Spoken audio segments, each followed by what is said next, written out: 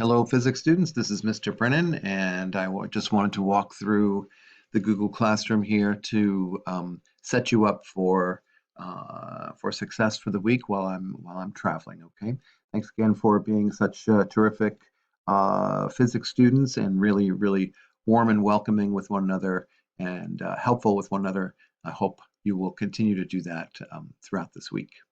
Uh, hey, let's jump into this first item, which is at the top here called Greenhouse Physics Checklist. Okay, and if I open that up, this is just simply a way for you to keep track of what's going on throughout the week and what you should be, sort of taking care of. Okay.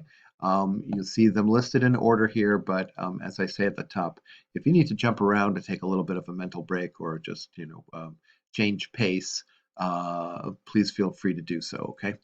So that's there, and I'll try to do the rest of this video in the order in which those things are listed, okay?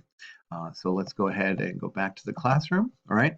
Uh, the video should also be found here, but I'll have to let you know that somehow.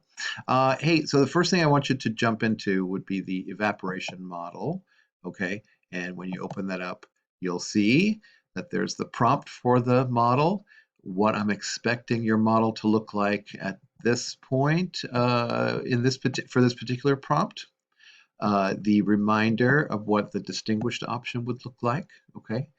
A little bit of a summary of some of the really excellent thoughts that you folks had just before I left about the ways in which evaporation can proceed at different rates, okay? What else? And also, of course, the reminder, right, that what a scientific model should look like just in general, like what those things we've been working on. Okay, this is something done on paper. Don't take a photograph of it. I want to look at it when I come back. I don't want you to send a photo and have me trying to zoom in or rotate or do funny things with it. I just want you to be able to like be done with it, fold it up so that it sort of is a nice 8.5 by 11 profile, and then leave it to the side. Maybe leave it over by the um, microwave oven where you can keep it stored between the oven and the wall. Okay. All right, that's the model. Okay. The other two things that you should take a look at here are this qualitative investigation of particles in motion. That's using the gizmo to kind of get some sense of the relationship between velocities and temperature and masses and all that. And then related to that is this quantitative investigation of particles in motion. And that's using the same gizmo, but maybe collecting some data and drawing some graphs and being a little bit more precise about the work that we're doing with those. Okay, so those two you started, well in advance of me leaving, and that would be the pieces to go back to before moving on to anything else, but after the evaporation model. Okay. So there's that. Okay. Now, what else? The last thing for you to take care of, okay, is a calorimetry problem set. Now, calorimetry is a word we haven't really used before, but it just means thinking about the energy and mass, specific heat and change in temperature, the Q equals delta T relationship, okay? So there's a set of problems here and a set of specific heats that go with different kinds of materials.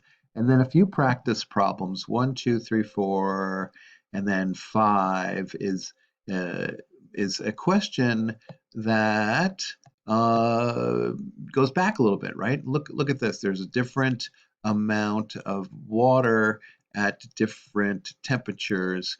We had some strategies for dealing with that a couple of weeks back. Okay, so those are the first 5 practice problems, and then I'll tell you that there's a set of advanced calorimetry questions. Now, I don't think you're quite ready to do this, so I don't expect you to do these problems. Okay, but maybe you and some classmates want to talk about this because there are some things that we know about things that we know. I'm going to skip over to this other document.